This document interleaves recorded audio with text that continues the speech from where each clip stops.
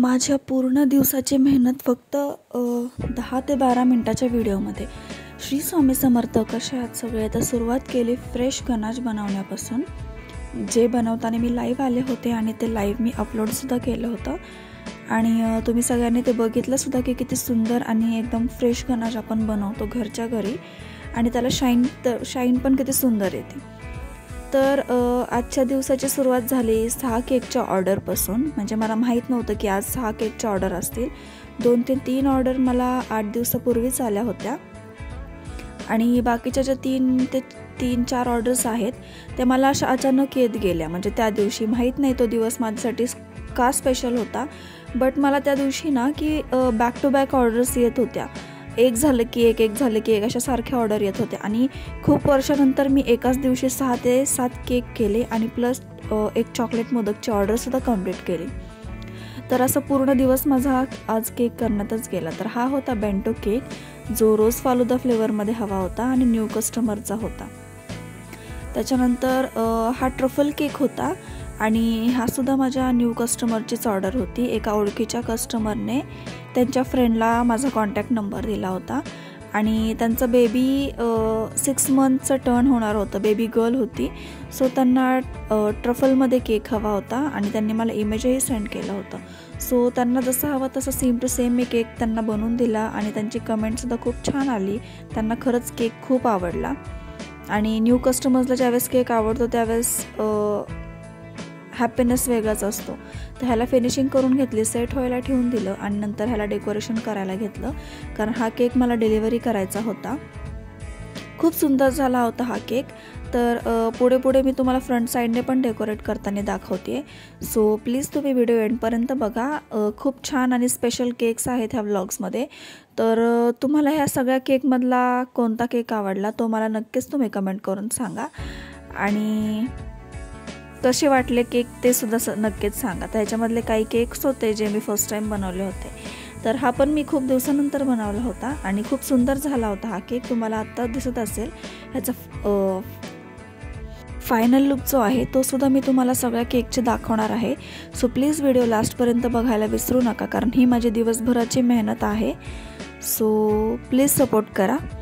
आणि छानशे बीड्स वगैरे टाकून घेतले मी ह्या केकला, मस्त डेकोरेशन वगैरे करून घेतलं आणि खालून स्प्रिंकलर्सची अशी लाईन बनवून घेतली जेणेकरून केकला अजूनही सुंदर असा लुक आला. त्याच्यानंतर अनिक्या म्हणून त्या बेबी गर्लचं नेम होतं असं मला कस्टमरने सांगितलं होतं की नेमसुद्धा तुम्ही बेसवर मला ॲड करून द्या. सो मी डार्क चॉकलेटपासून हे नेम तयार केलं आणि केक सेट व्हायला ठेवून दिल्यानंतर फोटोशूट केलं केकचं. नंतर हा केक तोपर्यंत सेट होत होता. नंतर हा डेकोरेट करायला घेतला मी बेंटो केक. हा कस्टमर घ्यायला येणार होता केक. सो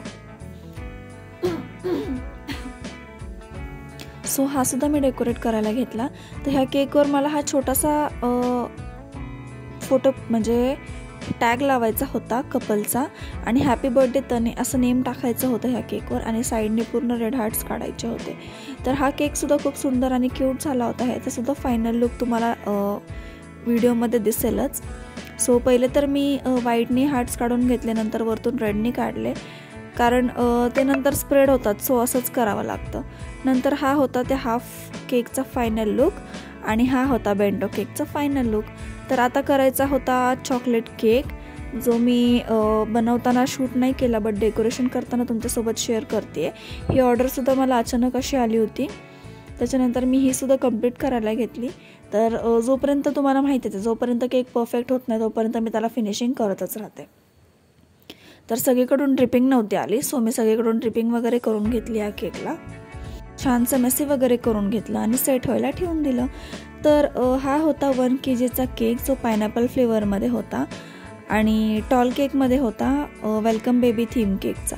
तर हा वेलकम बेबी बॉयसाठी केक हवा होता आणि हे माझं डेलीच कस्टमर आहे. ॲक्च्युली हे कस्टमर माझ्याकडनं कायम चॉकलेट फ्लेवरमध्ये केक नेतात, बट ह्यावेळेस त्यांना काहीतरी वेगळं ट्राय करायचं होतं. सो मी त्यांना पायनॅपल वगैरे सजेस्ट केलं, स्ट्रॉबेरी वगैरे पण सजेस्ट केलं होतं, बट ते बोलले की ठीक आहे पायनॅपल फ्लेवरमध्येच करा. सो मी पायनॅपल फ्लेवरमध्ये हा टॉल केक बनवला, जो वेलकम बेबी बॉयसाठी होता. मी त्यांना रेफरन्स इमेज सेंड केले होते, बट त्यांना त्याच्यातला नाही आवडलं. त्यांनी मला आणखीन एक इमेज सेंड केला. सो मी त्यांना तसा सेम हवा होता तसंच बनवून दिला. तर आता त्याला फिनिशिंग केल्यानंतर तो मी सेट व्हायला ठेवून दिला फ्रीजमध्ये आणि तोपर्यंत हा चॉकलेट केक रेडी करून घेतला, एकदम फायनलाइजच करून घेतला. फक्त नेम जे आहे ते एंडला टाकलं. तर मी हे चॉकलेटने असे टॉपर्स बनवले होते. थोडेसे फ्लावर्स काढून हे टॉपर्स वगैरे ॲड केली मी ह्या केकमध्ये, कारण कस्टमर्सचं असं काही नव्हतं. कस्टमर बोललं होते की तुझ्या ह्याने तू डिझाईन रेडी कर, आणि चॉकलेट फ्लेवर म्हणले की थोडे टॉपर्स वगैरे असले की केकला अजूनही सुंदर लुक येतो. भरपूर चोको चिप्स वगैरे ॲड केले मी आणि नंतर तोही फ्रीजमध्ये सेट व्हायला ठेवून दिला. आणि नंतर अजून एक बनवायला घेतला. 1/2 kgचा होता पायनॅपल फ्लेवरमध्ये. हे माझ्या न्यू कस्टमरची ऑर्डर होती, ज्यांनी माझ्याकडनं फर्स्ट टाईम केक नेला होता. आमच्या शेजारीच राहतात हे सुद्धा, आणि त्यांना म्हणजे जास्त करून माहीत नव्हतं की मी केक बनवते. ते आत्ता त्यांनी नंबर, म्हणजे मम्मीने नंबर ॲड केला, सो ते स्टेटस बघून मग त्यांनी केकची ऑर्डर दिली. तर हा त्यांच्या मुलीचा बड्डे होता आणि त्यांना येल्लोच कलरमध्ये केक हवा होता. फक्त त्यांनी सांगितलं होतं की येल्लो कलर जे आहे ते थोडंसं डार्कमध्ये करा, कारण त्यांच्या मुलीचा जो ड्रेस आहे तो डार्क येल्लोमध्ये आहे. सो फिनिशिंगला तर मी जास्त येल्लो नाही यूज केला, बट डेकोरेशनला यूज केला. तर त्या दिवशी माझा फ्रीज असा होता. हे 3च केक राहिल्यात आणि नंतर ते 2, जो 1/2 केक होता तो आणि जो बेंटो केक होता ते ऑलरेडी डिलिव्हर झाले होते. तर हा छान सेट झाला होता आणि मी ह्याला छान डेकोरेशन करायला घेतलं. खूप सुंदर झाला होता हा केक आणि हा मी फर्स्ट टाईम असा टाईपमध्ये केक बनवला होता. ह्याचासुद्धा तुम्हाला फायनल लुक बघायला मिळेलच. आणि तुम्ही अजूनही आपल्या चॅनलला सबस्क्राईब नसेल केलं तर प्लीज सबस्क्राईब करून ठेवा. सबस्क्राईब करायला विसरू नका आणि लवकरात लवकर आपल्याला 500 सबस्क्रायबर्स कंप्लीट करायचे आहेत. सो प्लीज सपोर्ट करत राहा. खूप सुंदर व्हिडिओज मी तुमच्यासोबत शेअर करते आहे, जेणेकरून तुम्ही माझ्या चॅनलमध्ये तुम्हाला माझ्या चॅनलला सबस्क्राईब करून असं गिल्ट नाही वाटणार की मी का सबस्क्राईब केलं वगैरे, असं मी कधी वाटून नाही देणार तुम्हाला. सो प्लीज सपोर्ट करा. तर हा आहे त्या केकचा फायनल लुक. कसा वाटला नक्कीच सांगा. नंतर अजून एक ऑर्डर आली होती मला, जी अचानक आली होती दुपारी 2 ते 3 वाजता, आणि कस्टमरला केक हवा होता संध्याकाळी 7 वाजेपर्यंत. जो कस्टमरला हवा होता पूर्ण ट्रफलमध्ये, आणि ट्रफल केक करणं इज नॉट इझी. स्पॅच्युला गरम करून हा केकला फिनिशिंग करावी लागते, जेणेकरून कस्टमरला वाटतं की ही केक बनवते, खूप सोपं आहे, फक्त असं तसं करायचं. पण नाही, खरंच नाही. चॉकलेट म्हणजे ट्रफल केक जो असतो ना, त्याला सेट व्हायला खूप वेळ लागतो आणि फिनिशिंग द्यायला सुद्धा खूप वेळ लागतो. तुम्ही बघताय की इकडे मी गॅसवर गरम करून म्हणजे ह्या केकला फिनिशिंग देते. फायनली तर मी गॅस हे बंदच करून टाकलं. नंतर पाणी गरम केलं आणि पाणीमध्ये स्पॅच्युला डिप करून फिनिशिंग देत होते ह्या केकला. दुसरा काही ऑप्शनच नसतो, हाच एक लास्ट ऑप्शन असतो, त्यानेच केकला फिनिशिंग येते. आणि कस्टमरने सांगितलं होतं की बिलकुल व्हिपिंग क्रीम यूज करू नको, पूर्ण केक मला ट्रफलमध्येच हवा आहे, चॉकलेट फ्लेवरमध्ये. त्यांना केक पण तसा हवा असतो आणि प्लस ते बोलतात की पैसे पण कमी करा. तर आम्ही काय करणार ना, एक तर आमचा पूर्ण दिवस त्याच्यामध्ये जातो आणि खरंच इझी नसतं ह्या केकला फिनिशिंग करणं, ट्रफल केकला. म्हणजे 1 ते 1.5 तास, किती छोटा केक असू दे, 1 ते 1.5 तास सहज जातो फक्त ह्या एका केकसाठी, आणि खरंच जातो. म्हणजे तुम्ही पण प्लीज समजून घेत जा होम बेकर्सला, एवढंच सांगायचं आहे मला. तर साईडनी फिनिशिंग द्यायची म्हणून मी ह्याला साईडने असे चोको चिप्स वगैरे लावले. म्हणजे माझ्या साईडने मला जेवढं कस्टमरला देता येईल ना तेवढं मी देत राहते, पण असं कमी काही करत नाही.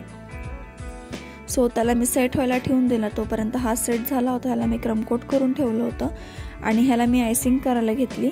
तर ह्याला फेंट येल्लोनेच आयसिंग केली मी. मला ह्याला काहीतरी वेगळी डिझाईन यूज करायची होती, बट हा केक भलताच काहीतरी झाला आणि जाऊ दे, पण तो छान दिसत होता, लुक पण छान आला होता ह्या केकला आणि कस्टमरला सुद्धा हा केक खूप आवडला. तर ह्याचा सुद्धा फायनल लुक तुम्हाला बघायला मिळेलच. तुम्ही बघताय की मी येल्लो शेड कसं अप्लाय करते ह्याला, आणि नंतर जसं मला सुचत गेलं तशी मी ह्याला डिझाईन करत गेले, मेसी वगैरे करून घेतलं. आणि कस्टमरला क्रीम कमी हवी असते, सो थोडासा बेस दिसतोच. नंतर ह्या पॉईंटवाल्या स्पॅच्युलाने थोडीशी मेसीवाली डिझाईन करून घेतली ह्याला आणि डार्क येलोने केली, जेणेकरून कस्टमरची डिमांडसुद्धा पूर्ण झाली की कस्टमरला थोडंसं डार्क येलो शेडमध्ये केक हवा होता आणि मी त्यांना सेम टू सेम तसाच केक दिला. तर तुम्ही बघू शकता की ह्या डिझाईनने सुद्धा केकला किती सुंदर असा लुक आला आहे. तर तुम्हाला आवडला का हा केक, मला नक्कीच कमेंट करून सांगा आणि लवकर आपल्या चॅनलला सबस्क्राईब करा. तर हा केकसुद्धा रेडी झाला होता. हॅपी बर्थडे लव असं नेम टाकायचं होतं, एक कॅडबरी आणि एक रोजसुद्धा ह्याला लावायचं होतं, सो ते सुद्धा मी लावून घेतलं. आणि छानसं रिबिन वगैरे लावली ह्या केकला. जे हॅपी बर्थडे लव्ह लिहिले ते कस्टमरला व्हाईटमध्ये हवं होतं, बट कस्टमरने अर्जंट ऑर्डर दिल्यामुळे व्हाईट कंपाऊंड माझ्याकडे अवेलेबल नव्हतं आणि केकच्या मटेरियलचं शॉप माझ्या घरापासून जवळ नाही, असं जाणंसुद्धा पॉसिबल नव्हतं. सो मी डार्क कंपाऊंडनेच केलं, पण छान दिसत होता केक, एवढा पण काय वाईट दिसत नव्हता. नंतर मिनी हार्ट्स काढून घेतले मी ह्या केकवर, क्रीमनीच काढून घेतले. ह्या केकचा सुद्धा फायनल लुक तुम्हाला बघायला मिळेलच. तर हे सगळं झाल्यानंतर हा होता त्या केकचा फायनल लुक. तर कसा वाटला तुम्हाला हा केक मला नक्कीच कमेंट करून सांगा. आणि खरंच खूप छान दिसतोय. नंतर हा होता त्या पायनॅपल केकचा फायनल लुक, जे मी न्यू डिझाईन बनवली पण ते भलतंच काहीतरी झालं. आणि नंतर मला मोदकची ऑर्डर होती, 11 मोदक बनवून द्यायचे होते. सो ते सुद्धा मी करून घेतले आणि त्याला छानसं डेकोरेशन वगैरे करून घेतलं. जे गोल्डन पेपर असतात, जे इटेबल असतात, म्हणजे काजू कतलीला वगैरे जसे सिल्वर असतात तसे हे गोल्डन असतात, हे फक्त डेकोरेशनसाठीच यूज करतात. सो मी ह्याने डेकोरेशनसाठी यूज केलं, जेणेकरून मोदकला खूप सिम्पल आणि छान लुक येतो. तर हे सगळं तुम्हाला कसं वाटलं प्लीज कमेंट करून सांगा. आणि मी खरंच खूप दमले होते, पण तुम्ही हा व्लॉग शेवटपर्यंत म्हणजे नक्कीच बघा, तुम्ही दमू नका हा व्लॉग म्हणजे संपेपर्यंत. आणि मला प्लीज कमेंट करून सांगा की तुम्हाला हे सगळं कसं वाटलं. मी तर त्या दिवशी खूप खुश होते, कारण खूप वर्षानंतर एवढे केक मी एका दिवशी केले होते. आधी केलेले आहेत, बट खूप वर्षानंतर आत्ता केलेत मी. तर कसं वाटलं मला प्लीज कमेंट करून सांगा. आणि चॅनलला सबस्क्राईब करायला विसरू नका. प्लीज सबस्क्राईब करा आणि असंच सपोर्ट करत राहा. खूप पुढे जायचं आहे आपल्याला, अजून खूप सारं न्यू तुमच्यासोबत शेअर होणार आहे.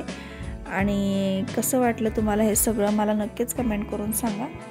आणि प्लीज बेल आयकॉनवर सुद्धा क्लिक करायला विसरू नका, म्हणजे तुम्हाला आपल्या डेली अपडेट्स कळत राहतील, नोटिफिकेशनसुद्धा येत राहतील तुम्हाला. आणि आजच्यासाठी एवढंच. कालच्या रीलसाठी भरपूर सपोर्ट करण्यासाठी थँक्यू. आज पण तेवढंच सपोर्ट करा. So thank you. बाय.